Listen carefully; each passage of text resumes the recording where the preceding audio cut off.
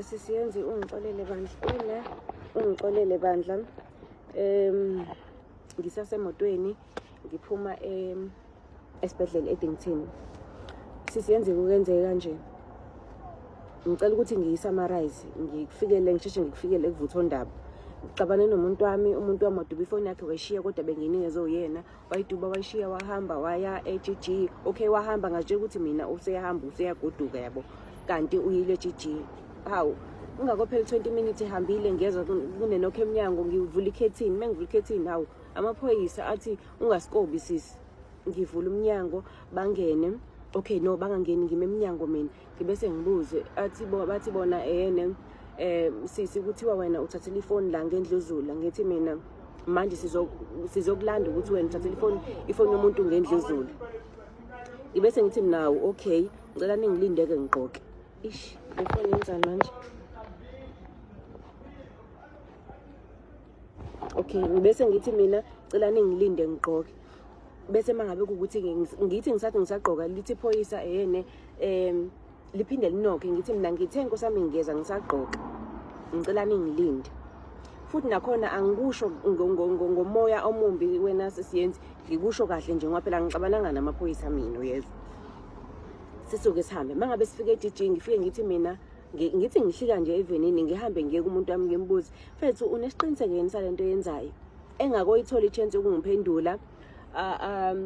Abe selikhulumile leli phoyisa kuyilona elingishayile lithi sisi ngala kusho ukuthi lingikhombela ukuthi angihambe ngiyongena epolice station ngingakhulumi naye umuntu wami, ngihambe futhi ngiye khona ngingalihluphi ngiye la elithe ngikhona. Mase kufikwa lapha ya khumbula Sisiyenza ukuthi besuke endlini basuke bengibopha. Uma ngabe sekufikwa lapha ya eGG bayafika bathi angichazele amaphoyisa ukuthi kwenzakaleni. Ngithi ngisathi ngiyawachazela amaphoyisa ubhuti lo ongishayile ubevele nenkinga nami Sisiyenzi ngoba angeke akukwazi. Ngithi ngisathi ngiyachazela amaphoyisa ukuthi kwenzakaleni ungine emlomeni.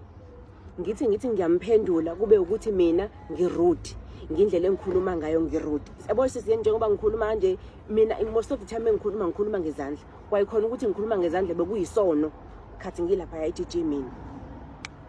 Abese lithi elinye iphoyisa lesifazane, "Sisi ngoba ithi ifoni awuyithathanga ngendluzula naye umuntu wami ukhona la." Ukuthi njengoba lento engisho ukuthi angiqambe manje ifoni unginikeze yena. Ifoni ikhona ayifile angimphucanga akuhanje kiwe endlini ukuyolanda ifoni yakhe umuntu wami. Ngithi mina nginankinga nalokho. Athi lo phoyisa lo lelingilandile endlini ngizogibela iveni kabani? Ngeke mina ngeke yena sangiphindisa endlini. Ngithi mina wena ungilandile endlini uthi uzongibopha. Manje ngoba sekula uma sekumele ukuthi ngiphindise endlini ngizophinda ngani? Uyawazi umlazo ukuthi unjani? Uthi mina ngizohamba ngani ebusuku ngoba bekuwabo 1 Sisiyenzi uyezwa. Athi yena angamphenduli mina ngine attitude nasendlini ngimnezile attitude. Angishaye. Okay, before angakongishayi angibambe ngomqala angicikise emqaleni athi uzojikela nami ekhoneni. Ngithi mina no akunankinga ngajikela nami ekhoneni. Yes, anginayo inkinga.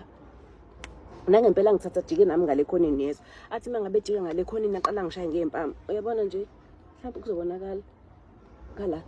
Okay, aqala ngishaye ngempama ke. Ngesikhathi engisha ngempama uyangithuka uthi ngisifebe yabona nje indaba udelele wena sifebe nani angiyondoda yakho mina ungibheke kahle nani. Ngithi mina mangabe ukuthi ngisifebe uthi kusho ukuthi ngifeba nawe. Bavumelane bonke nalamaphoyisa ade khona lapha eGG ukuthi mina ngibe rude bekumele ukuthi ngithule. Ngibese ngithi mina bekumele okay ngisela esangishaya. Abesathi yena wena Nondindo ungibuke kahle mina ngisindoda ngithi mina Msunu kaNyoko. Athi yena uyawazi umsunu kama wena. Ngithi wena uthini mothi kumina Nondindo ungakazi ungilali? Uthini mothi kumina Sifebe ungakazi ungilali? Ucabanga ukuthi lonto imnandi kumina aqhubeka ngishaya kuqhamuke umphathi bekade ekhona ngaleso sikhathi angazi ngizokuthiwa umphathi qhamuke yena lo mphathi athi kulo akayeke le yonto. Athi edika umphathi eshona le abengedele linye iqopha lo uyeke ngesikhathi kusamele umphathi wabengedele linye iqopha kwathiwa ngithathe ngiboshwe ngahanjiswa la bekhanjiswa la angazi ukuthi indawo enjani le. Kodwa akusona isitokisi lesade bengihlalise kusona ngoba bengihlele ehlalweni nje uyabo. Bangibeke khona ngemumva mabengibeka lapho kufike elinye iphoyisa belikade likhona lapha ngaphambili athi kodwa sesiwami nawe ube rude. Ngithi ngibe rude kanjani? Yini mina iphutha lami engilenzile? Indaba ningangibophanga mangabe ukuthi nginephutha. Ngisukile endlini mina ngezela ngoba ngazi ukuthi ngiyaboshwa ngithathile ifoni yomuntu, futhi ngoba bengazi kahle ukuthi anginacala ifoni yomuntu azangize ngithathe ngenkani wena onginikezile ifoni yakhe. Indaba ningangibophanga, indaba ngishayiwe, ngishaweleni ngoba ngishawe phambi kwenu nibonile. Bathi bona sikwazanga ukuthi sikhulume ngoba wena uvezile ubuhlaza. Ngithi ngicela ukubuza ubuhlaza bami kumele ngithule umuntu engibiza ngesifebe, engibiza ngonondindwa. Wena ngakuphatha kahle indonto lo ishiwe enganeni yakho. Athi lo bhuti ayimfethu usho ukuthi imoya ike yaphakama. So nje bengicela ukuthi nje mina kube nepeace. Ngithi mina nginankinga, even umuntu wami mina nginankinga naye, uyazi na ukuthi ngeke ngize ngibe nankinga naye. Lento bekade yenza ngoba uyachaza wena ukuthi ubenze ukuthi ngilethe ifoni yakhe. Bengihlala ifoni yakhe ngizomnikeza, bengeke ngize ngamnikeza ifoni yakhe. Bengeke nje ifoni yakhe ngize ngamnikeza, nawe uyazi ukuthi ifoni yakhe bengizomnikeza, yabo. So kwase kuba ukuthi ke umphathi stage angasho umphathi stage, umphathi uyafika uzothi kumina ucela ukuthi lento engazange zabe direct ukuthi lento le ayiphele manje ingabusaqhubeka, kodwa nje izinto ebekade zisho ubekade ethi lento ayiphelele lana, yabo. Kangoba baze bangihlalisa almost 30 minutes. Ngiyacabanga ukuthi bebesafuna ukuthi mhlambe ihlo, ngoba mozobheka leya video yami sekuqaleni, bebesafuna ukuthi lihlo lithi ukwehla kancane ukudumba, mhlambe ngeke nokumongoza ngoba bathathile nefoni yami. Mina ngazi ukuthi umuntu mangabe boshwe uyanikeza ifoni ukuthi ufonele umuntu, kodwa bona banginikezanga lelo lungelo lelo. Even abazange baze bazichaza ukuthi bahobani befika kumina endlini yami ngoba bebade bethi bazongibopha, abazichazanga. Lo oyedwa uthe umngoma nakhona ngimbuze ngesikhathi sengingazi ukuthi bayangincenga noma bebade bengavezi ukuthi bayangincenga, but inkulumo zakhe bebade bengincenga ukuthi lento le ayiphelele lana. Ngibe nephutha mina ngokuthi ngimbize ngomsuni kama wakhe, bengamelanga ngikwenze lokho. Ngathi mina hayi okay kulungile, ngagcina sengivumela yonke into ngoba sengifuna ukuthi ngihambe. So sisiyenze, ngiyacela abantu ukuthi ungisize.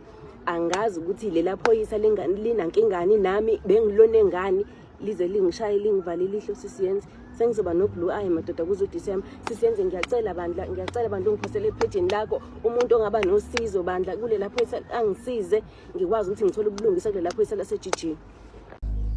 Hello Mzansi, welcome to Mgosi waseMzansi. Nangisisho exposing liphoyisa lalapha Nimlazi section GG kokuthi assaultile mhla 31 October 2025, futhi liqala lwavulwa under case number 197/11/2025. The woman further claimed ukuthi she was being pressurized by the police kokuthi withdraw liqala. Abantu abaningi bakhuluma ngaso le story lapha etinkundleni tokuxhumana. Do comment your thoughts down on the comment section ngokuthi wena uqabangani ngemaphoyisa alahle kubeda hlambe abantu besifazane or just people in general. Please do comment your thoughts, like this video, comments, share this video.